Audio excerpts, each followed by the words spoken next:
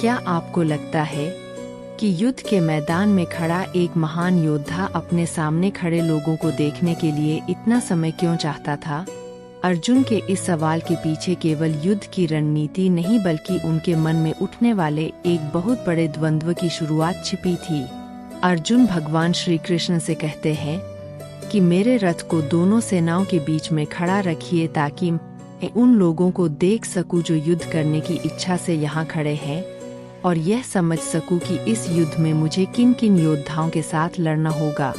अर्जुन उस समय अपने शत्रुओं को केवल एक सेना के रूप में नहीं देखना चाहते थे, वह उनके चेहरों को पहचानना चाहते थे, क्योंकि कुरुक्षेत्र में उनके सामने ऐसे लोग भी खड़े थे जिनसे उनका जीवन वर्षों से जुड़ा हुआ था।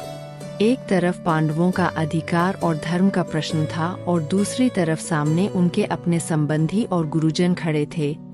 यही कारण था कि अर्जुन युद्ध शुरू होने से पहले वास्तविक परिस्थिति को अपनी आंखों से देखना चाहते थे। यह श्लोक हमें बताता है कि किसी भी बड़े निर्णय से पहले परिस्थिति को समझना बहुत जरूरी है। कई बार हमें किसी समस्या का केवल एक पक्ष दिखाई देता है और हम तुरंत फैसला कर लेते हैं, लेकिन जब हम पूरी स्थिति को देखते हैं तो हमारे विचार बदल सकते हैं। अर्जुन एक महान धनुर्धर थे और उन्हें युद्ध की पूरी क्षमता थी, फिर भी उन्होंने जल्दबाजी नहीं की। उन्होंने पहले देखने और समझने का निर्णय लिया।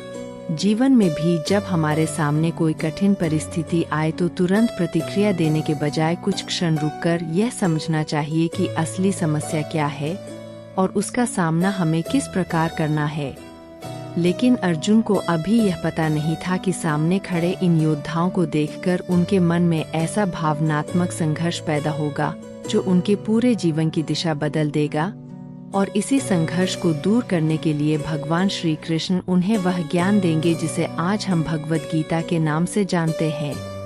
अगले श्लोक में भगवान श्री कृष्ण अर्जुन के रथ को उन योद्धाओं के सामने ले जाकर खड़ा करेंगे। जय श्री कृष्ण।